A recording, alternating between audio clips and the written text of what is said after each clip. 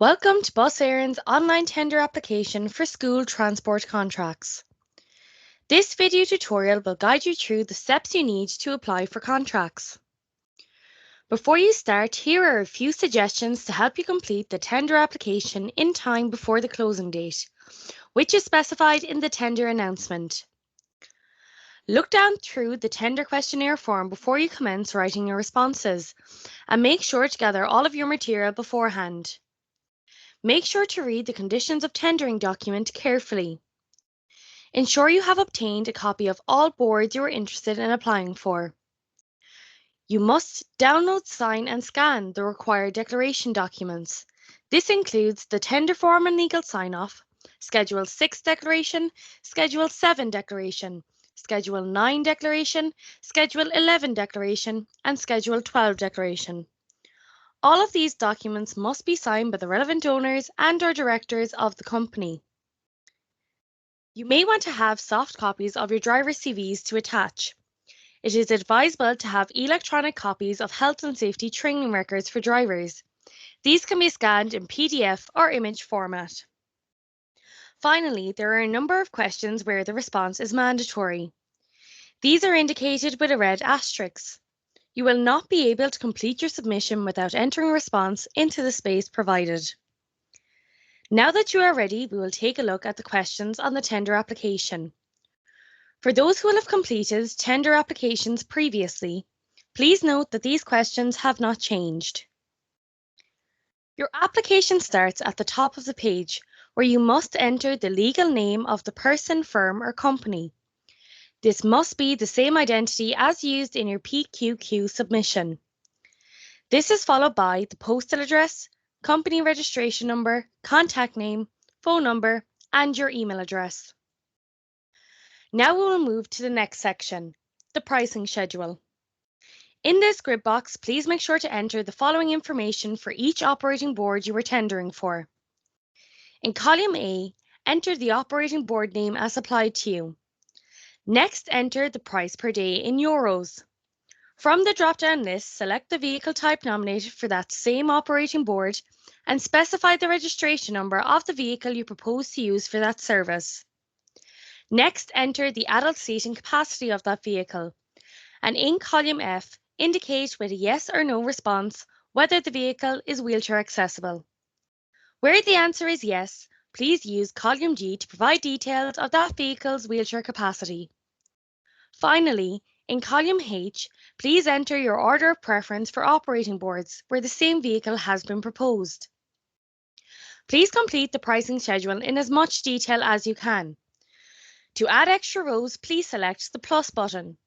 You can add as many rows as you need. In the next section, you are required to provide responses for the award criteria. Beside each question, you will also find an information button. Click on this to get more details about the question being asked. Please enter your response into the boxes provided. Next, we will look at the Management of Health and Safety section. All questions are mandatory and a response must be provided. In the first question, who in your organisation is responsible for the day-to-day management of health and safety? Please enter the full name of the designated individual.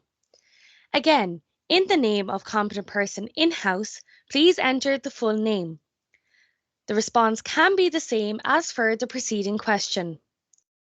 Next, enter the full name of competent person external. You are now requested to provide details of all health and safety training qualifications of the persons identified in previous responses. Please ensure you include the date and/or year the certificates were issued. To conclude this section, please enter the names of the contacts ultimately responsible for the management of health and safety in your company and the positions they hold. Next, we will look at the safety statement. Please enter the date your organisation carried out its last safety statement review. Then describe how you communicate the safety statement to your employees. Moving on, we will now look at risk assessment method statements. All questions here are mandatory and require a response. Please answer yes or no to the first question. Do you have a documented policy or procedure for hazard identification and risk assessment? In the box provided, please describe your policies or procedures for hazard identification and risk assessment. And finally, with a yes or no response, please indicate your familiarity with method statements. In our next section, we will look at training. In the box provided, please describe your policies or procedures for the provision of instruction, training, and supervision in respect of health and safety. Then, using the Select from Device button, please upload any soft copies of health and safety training records of those who will be engaged in this tender process. On the topic of accidents, please provide the number of reportable accidents recorded in the past 3 years. In the box provided, supply a summary of each reportable accident. The following section on improvement, prohibition notices and prosecutions should only be completed where it is applicable. Please provide details in the response area of any health and safety improvement notices, prohibition notices, directions for an improvement plan, environmental warning letters and/or notices received, or prosecutions brought against your organisation in the past 3 years. Next, we move on to the topic of insurances. Under contractor name, please enter the name of the sole trader or business that is applying for this tender. This should be the same as the tender name recorded above. Next, provide the description of your business as outlined in your insurance policy documents. In the following sections, please provide details on employer's liability, public liability, motor insurance, and taxi motor insurance. Insurance fields are not mandatory. However, tenderers should complete employer's liability where applicable, and either motor insurance or taxi insurance where applicable. Please complete all sections in as much detail as possible as they apply to your organisation. Only the fields with a red asterisk are mandatory. The final section of this application requires you to upload a number of signed declaration documents. Please ensure they have been signed by the relevant authorised personnel within your organisation. It is recommended that these are in PDF or scanned image format. Using the Select from Device button, please attach the PDF or image file for each attachment. For the tax clearance certificate, an image of your tax clearance access number will be sufficient.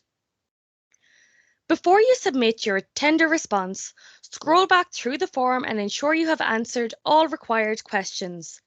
Check the pricing schedule once again to ensure all details provided are accurate. Once you are finished, please select the Submit button. Your tender response will then be delivered to Boss Éireann. Thank you for listening.